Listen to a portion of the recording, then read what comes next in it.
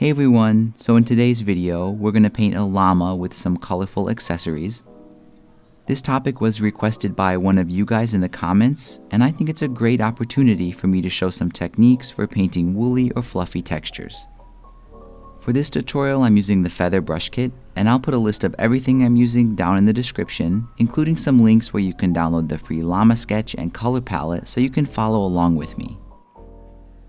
So llamas come in a huge variety of colors, so the first thing you need to do is choose a main color for your llama, and then use the wet and abstract brush from the feather brushes to pretty much fill in the whole silhouette of the llama. It doesn't have to be perfect, but try to stay within the lines as much as possible. And I'm going to avoid painting the ears and the hooves because I'll add those later on.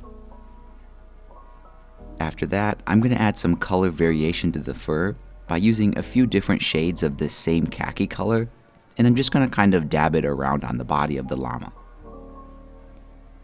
Now this turned out pretty smooth already, but I want to smooth it out even more, so I'm going to use the regular water blender and just carefully kind of dab this around. After that, I'm going to grab the plumage blender. It's the one on the very bottom of the feather brush set, and it works just like the regular blender, but it does it in a kind of stringy way, and this makes it really suitable for woolly or fluffy things. So I'm going to use this over the whole body of the llama. And this surface texture looks really nice as it is, but the texture on the edge is just as important to get that fluffy effect. So I'm going to turn off the sketch just temporarily so we can see it better, and I'm going to continue using the same plumage blender at a pretty large size, and I'm just going to carefully go back and forth on a couple of the edges here to kind of fluff them up, and I'm going to try to pay special attention to the neck area. And again, I would recommend keeping the plumage blender away from the head and the feet. It's just too bold to kind of fit in tight areas. Now once the texture is all done, we can move on and start working on the shading. So for that, I'm going to use the selection tool set to freehand, and all of the shadows and highlights here are going to be really soft. And for example, I'll do a shadow here, I'll do add, and I'll do another shadow in this area. I'll feather both of those out because they're all soft shadows, hue saturation and brightness, and I'll just darken those areas. After that, I'll do a shadow on the neck area as well. And then I'm going to go through and use the same process, but this time I'm going to brighten some areas to add some highlights. Now this next shading is really more like a pattern, so I'm going to need to turn the sketch back on.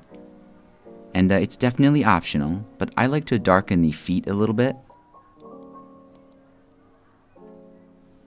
And also some areas on the eyes and the mouth.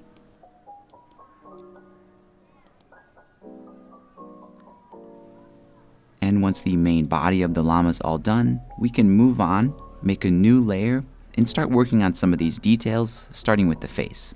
And on this new layer, I'm just going to use the vein dotter brush and just rough out the ears and the face details.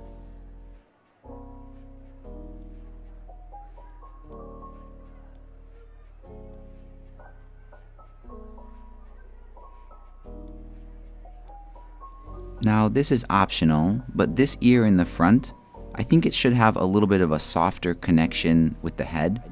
So to do that, I'm going to use the regular blender and just soften the edge here. And once the ears and the face are done, I'm going to add the hooves on the same layer, just using a kind of dark brown color. And to do those, I'm just going to do two kind of oval shapes right next to each other. And then I'm going to use the eraser brush to kind of flatten out the top. And I think this makes the feet look kind of like tiny shoes. And this is just an easy way to make it look more cute. And this next part is optional, but llamas use their knees a lot to kind of stand up and sit down. So this often makes the knees kind of matted and dark. So I'm going to use a slightly lighter brown color, same vein dotter brush. And I'm just going to tap this on the knee area to make it a little darker. Now at this point, our llama is almost done. I just want to add some more texture on the fur. So for that, I'm going to make another new blank layer that's above everything. I'm going to use pure white, and this time I'm going to change the brush to the light barb liner. And I'm going to go over the whole llama and just add this kind of almost like a cross-hatching texture or line texture like this. And I think the key with this is to, again, avoid the head and the legs, and make sure you're doing this in the direction of the fur. And that looks pretty good, but I think this texture is a little bit too strong. So I'm just going to lower the opacity of that layer to kind of control that effect. And once the llama's done, we can turn off the sketch, make a new layer, and move on to adding some of these decorations. And you can decorate this however you want, but I want to show you an easy way to make a cool pattern first. So I'm going to change my brush to the Splatter Abstract Round. And just over here in the white area, I'm going to use a variety of these colors up here to make this kind of line pattern.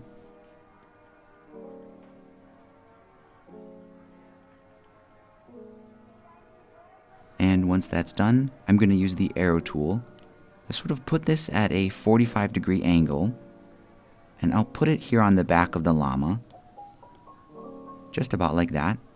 Then I'm going to use the eraser tool, and I'm going to erase it like this.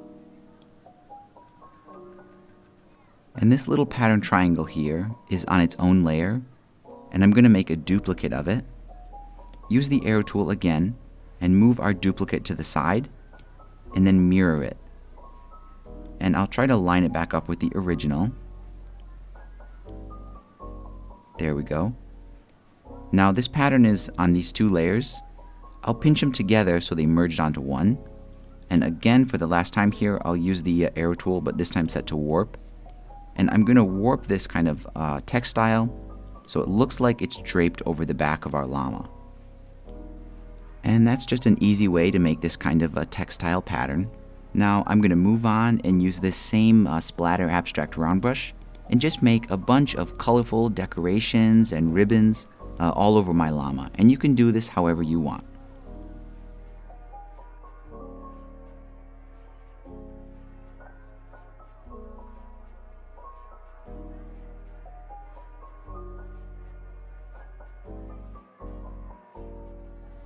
And just like that, our llama is finished. And here's a closer look at the final result.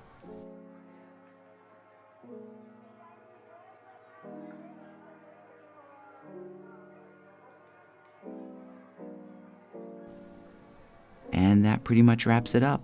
If you think I've earned it, please give this video a like. If you have a suggestion for a future video topic, you can leave that in a comment below. And if you want to watch a video that's somewhat similar to this but with a different animal, I think you'll love my badger tutorial, and I'll link that over here in the upper right corner.